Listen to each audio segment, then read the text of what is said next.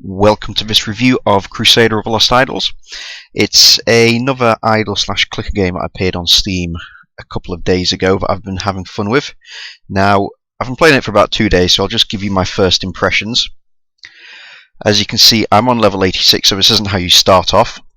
It's got a lot of similarities to other clicker games, such as Clicker Heroes and the Capitalism game, or Capitalist Hero, I forgot the exact name.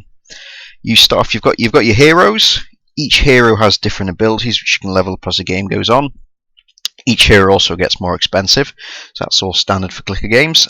The heroes themselves can have items, which I'll go into a bit later on in this review. And on the game screens you can see I've got my heroes here. You've got enemies coming in, and my heroes are doing damage per second. Now, similar to clicker heroes, you can click on the enemies furiously like this, but you need this hero here, the bushwhacker, which is the original one, to actually do any damage. So if I just drag him on, place him there, and you can see I'm doing 47 billion how much damage it is per click. But let me just put that lovely panda back there while I talk. But the reason I haven't got him in this lineup is that I seem to do more damage by replacing with another character. So one way in how this game differs from other idle games is you can't have all your heroes active at once. You have this formation of 9 characters. I believe it's 9, is it? No, 10 characters. So you can choose 10 out of all these possible heroes that you've got. And the reason you don't just pick the highest level ones is that each of these heroes has different abilities. So, for example, this golden panda here, I've got at the front of my formation, so he gets attacked first. These two guys behind him, if you look where it says at the frog soup skill, he's got there, heals Crusaders and column in front of Kuri, which knocked by 30% of her max health every second. So that means this panda's going to get healed when he gets attacked, which makes him last longer. And this griffin here makes him do 65% less damage. So, as well as defense skills, you do have some aggressive skills. I think, for example, it's Princess one here. If we hover over a skill, she increases DPS of all Crusaders. So I've kept her here, even though she's a low-level character and not doing much damage by herself, she increases the damage of the others. So that does give you a lot more strategy. I don't know if anyone's invented a way of optimizing the best formation based on what you've got, but there's so many variables that I very much doubt it. So you're going to have to take into account how leveled up the hero is, what items you've got on it, these enchantments and experience points, which we won't go into now, but they do matter. So I guess someone could invent one eventually, but hey, if anyone knows of one, feel free to link it in the comments. I'm kind of guessing which one I've got set up here. But anyway, it's not the point of this review. So you've got your skills, and the only skills you can use are ones that belong to heroes that you've got out in your formation. If we browse along to this icon, you've got items, you've got treasure chests, which is how the game makes money. You do get a treasure chest after defeating every boss, which comes in 5 levels, but you can buy more. If we go to the shop, you can see the prices. It's that's $3 2 chests, so it's about $1.50 each. Now I have bought some, and they are pretty good. Obviously, depending on how much money you've got and how much money you want to sink into a free game, you can quite happily level up in the game with never spending any money. It doesn't force you to do it. The difference is the chests you get every 5 levels after defeating a boss, they only hold 3 items, whereas ones you pay for hold 5. And I also believe the paid for ones are guaranteed to have a rarer loot. So it does give you an advantage paying, but not great. Now you've got these red rubies here.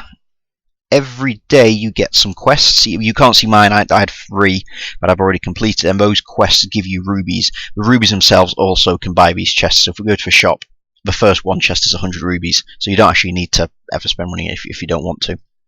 Now the quests were basically things like, defeat 1,000 enemies or do a trillion points worth of damage, that sort of thing. You've got an achievement system, that's pretty standard. For defeating a certain number of bosses, collecting a certain amount of money, and they all give you 1 or 2 increased DPS. And then you've got statistics. Now, up here you've got your more bonuses. So if we look at some, for example, speed, this will make monsters spawn 50% quicker. So if you're at a stage where you can farm, you hit that and you farm twice as quickly. Now, I don't know if my panda's going to get damaged. I'm at level 86 and it seems to be taking a bit of a beating. Ooh. Well, there you go. That demonstrates an example of what happens when you lose a hero. You don't automatically die, but they do advance, and obviously your DPS drops depending on which hero got killed, so you do eventually die. I'm just going to go back to level 85 while I discuss what else is here. So as for progression, it's got a reset world concept that most idle games have. It's highlighted here. You need to get to the last hero, which is this guy called Nate Dragon, and get him up to level 105. So I've been playing him for about 2 days and he's at level 105, so I'd estimate I don't know, 6 to 12 more hours of play before I can do my first reset. And I believe after that reset is done, I don't know what's going on in my heroes here, getting slaughtered. Oh, that was a boss level I went on, so it's a little bit tougher than normal. But anyway, after the resets, you do have the ability to do various challenges, which I haven't seen yet because I haven't done my first reset. But it consists of trying to complete these missions with a certain set variety of characters. For example, I believe there's one called Beauty and the Beast at the moment, where the only characters you're allowed to use are animals, which are beasts and ladies. Now, I'm assuming you win some rare items if you do complete it, but I'll have to get back to you guys. So I'm going to keep playing this for a little bit longer, and I'll record another video either once I do my first reset, if it's worth doing, or if not, once I reach a round number of levels, say level 500, level 1000, depending. Now, I might buy some more chests, depending on whether it's something you might want to watch me open. For example, it might be an interesting video if I buy. Why can't you buy 10 chests? That seems like a good number to buy. But anyway, 15 or 40 chests or whatever, and then you guys can sit here and watch me unbox them and see the goodies I get.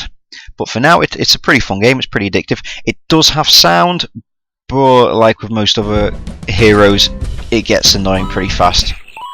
So it's your typical, it's your typical quirky noises. But thanks for watching, and I don't want to turn it back on. No. And I'll see you guys for the next video.